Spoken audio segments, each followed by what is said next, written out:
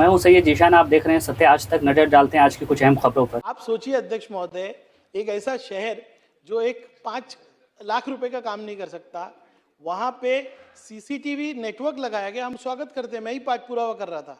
आज पूरे शहर में सीसीटीवी नेटवर्क के लिए रस्तों को खोदा गया। अध्यक्ष महोदय, लक्षवेधी क्रमांक 5 वितरित केल्याप्रमाणे अध्यक्ष महोदय, भिवंडी शहर के लिए ये लक्षवेधी बहुत इम्पोर्टेंट है और सन्मान्य मंत्री महोदय अगर इन मुद्दों पे ध्यान देंगे तो भिवंडी शहर को न्याय मिलेगा। अध्यक्ष महोदय, मेरा पहला प्रश्न है कि लक्षवेधी के उत्तर में सरकार ने यह माना है कि भिवंडी शहर का डेंसिटी महाराष्ट्र में सबसे हाईएस्ट है। 26 स्क्वायर किलोमीटर के अंदर आज 2011 की जनगणना ले तो 7 लाख और आज देखें तो 11 से 12 लाख लोग रह रहे हैं।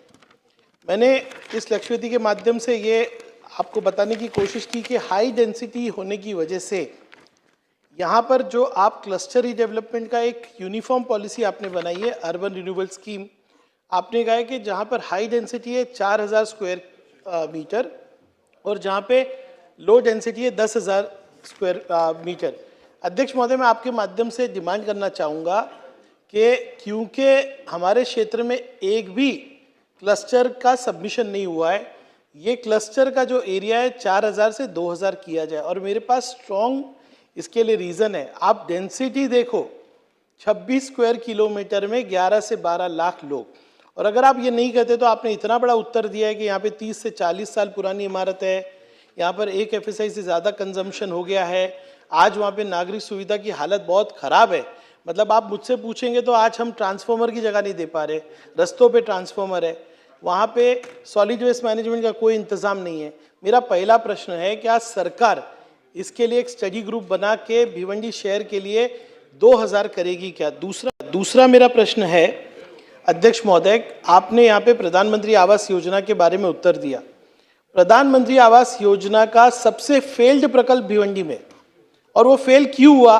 क्योंकि प्रधानमंत्री आवास योजना जब संकल्पना की गई तो उसके आजू बाजू का जो इंफ्रास्ट्रक्चर बनाने की जिम्मेदारी महानगर पालिका ने ले ली। आज अध्यक्ष महोदय, ऐसी महानगर पालिका जिसके पास रास्ते, टॉयलेट, पानी के लिए पैसा नहीं है, आर्बिट्रेशन में केस है। और मैं आपको गारंटी के साथ कहता हूं कि कुछ न कुछ आर्बिट्रेशन से ऐसा आएगा कि महानगर पालिका को कम से कम 25 से 50 करोड़ रुपए आर्बिट्रेशन में देना पड़ेगा कॉन्ट्रैक्टर को। तो क्या इस प्रकल्प की आप इंक्वायरी करेंगे? क्योंकि ये अन्याय है, यानी कि कोई तो भी आता है कॉन्ट्रैक्टर से बात करता है, ये पूरे आप टेंडर को देखेंगे ना मंत्री महोदय जी, तो आपको लगेगा कि पूरे शहर को बेचने का काम किया गया। अब पहला जो टेंडर है उसका आर्बिट्रेशन में आप उसकी इंक्वायरी लगाएंगे। अगर महानगर पालिका कोई भी नुकसान होता है तो वो अधिकारी जिन्होंने ये टेंडर निकाला है उनकी पगार से ये लेना चाहिए। दूसरा कि अभी आपने कहा है कि क्योंकि ये स्टार्ट ही नहीं हुआ तो इसको अभी जो योजना 2 में इसको सबमिशन करना है, पर अध्यक्ष महोदय इसका कोई निष्कर्ष ही नहीं निकलता। आज अभी महाजोत को आप कह रहे हैं कि ये कर लो, महाजोत के पास कोई बैंक का फैसिलिटी नहीं है अध्यक्ष महोदय। तो क्या मंत्री महोदय इस विषय में मीटिंग लगा के इसका निष्कर्ष निकालेंगे क्या? दूसरा लास्ट क्वेश्चन है, आप सोचिए अध्यक्ष महोदय, एक ऐसा शहर जो एक 5 लाख रुपए का काम नहीं कर सकता, वहां पे सीसीटीवी नेटवर्क लगाया गया। हम स्वागत करते हैं, मैं ही पाठ पुरावा कर रहा था। आज पूरे शहर में सीसीटीवी नेटवर्क के लिए रस्तों को खोदा गया।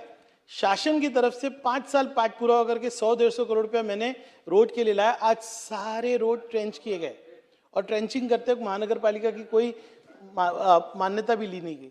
आज ऐसा हालत है, नए नए रोड शासन की निधि से बना हुआ है, उसको ट्रेंच किया गया है। अध्यक्ष महोदय, हमारे महानगर पालिका ने 35 करोड़ रुपया की मांगनी की। अध्यक्ष महोदय, बस खत्म कर रहा हूँ। समय नहीं दे पाऊंगा, बहुत सबको। अध्यक्ष महोदय, बस खत्म कर रहा हूँ। अध्यक्ष महोदय, क्या सरकार, क्योंकि इन्होंने खुद कहा है, आप क्वेश्चन पूछिए। मैं क्वेश्चन नहीं कर रहा, क्या आप वो 35 करोड़ रुपए जो आपने खुद ट्रेंच किए एक सिटी को, वो आप देंगे क्या? दूसरा, सम्मान्य मुख्यमंत्री ने 27 जून 2025 को एक मीटिंग ली है। मंत्री महोदय, लास्ट इंपॉर्टेंट क्वेश्चन, सम्मान्य मुख्यमंत्री जी ने मीटिंग ली मेट्रो के विषय में और कहा कि भिवंडी के इंफ्रास्ट्रक्चर के बारे में, उनके ब्रिजेस और रोड के बारे में अलग से प्रस्ताव करना चाहिए। बहुत वेग है। क्या आप MMRDA कमिश्नर और महानगर पालिका कमिश्नर, इनकी एक कमेटी बनाकर इनको 6 महीने में पूरा सर्वे और सबमिशन करने के लिए कहेंगे क्या? चला, मंत्री महोदय. अध्यक्ष महोदय, सन्मान्य सदस्यांनी 3 महत्त्वाच्या मागण्या इथे केल्यात की भिवंडी महानगरपालिकेचा शाश्वत विकास करायचा जर असेल तर आपल्याला एका कमिटीची स्थापना करायची आहे. तर मी सन्मान्य सदस्यांना सांगू इच्छितो की एका उच्चस्तरीय समितीची स्थापना जी अतिशय चांगल्या पद्धतीनं आराखडा तयार करेल अशा पद्धतीची नक्की समिती नेमण्यात येईल. दुसरा मुद्दा त्यांनी घरांचा सांगितला की 8,468 घरांचा प्रकल्प हा मंजूर करण्यात आलेला होता. त्याच्यानंतर 31 डिसेंबरला त्याची 2025ला मुदत संपणार होती म्हणून केंद्र शासनानं रद्द केला. पण सन्माननीय सदस्यांना मला हे देखील सांगायचं आहे की PMYमध्ये दुसरा भाग जो आपल्याला घ्यायचा आहे तो 2 वर्षांनी, 4 वर्षांनी किंवा 10 वर्षांनी घ्यायचा नाही. पुढच्या 3 महिन्याच्या आत हा प्रस्ताव केंद्र शासनाकडे कशा पद्धतीनं जाईल याच्यासाठी स्वतः आमचा विभाग पाठपुरावा करेल. आणि दुसरी मेट्रोची आपण जी मागणी केलेली होती ती मेट्रो देखील आपल्याकडे सुरू झालेली आहे. म्हणजे 95% पहिल्या टप्प्याचं काम सुरू झालं आहे, पण दुसऱ्या टप्प्याचं काम ती मेट्रो जमिनीखालून घ्यायची की जमिनीच्या वरून घ्यायची याच्यामध्ये थोडी तांत्रिक बाब आहे, परंतु याच्यावर देखील लवकरात लवकर मार्ग निघेल. आणि दुसरी महत्त्वाची गोष्ट आपण सांगितली की या सगळ्या संदर्भामध्ये जे काही कंजेस्टेड एरिया आहेत किंवा ज्या पद्धतीने काही डेव्हलपमेंट होते त्याच्यावर एकच सोल्युशन आहे की त्याचा अतिशय चांगल्या पद्धतीने विकास होण्यासाठी एक आराखडा बनवणं गरजेचं आहे आणि तो आराखडा बनवण्यासाठी कमिटीची स्थापना केली जाईल. चला, लक्ष्य हो गया ना, सविस्तर उत्तर द्या. लक्षवेधी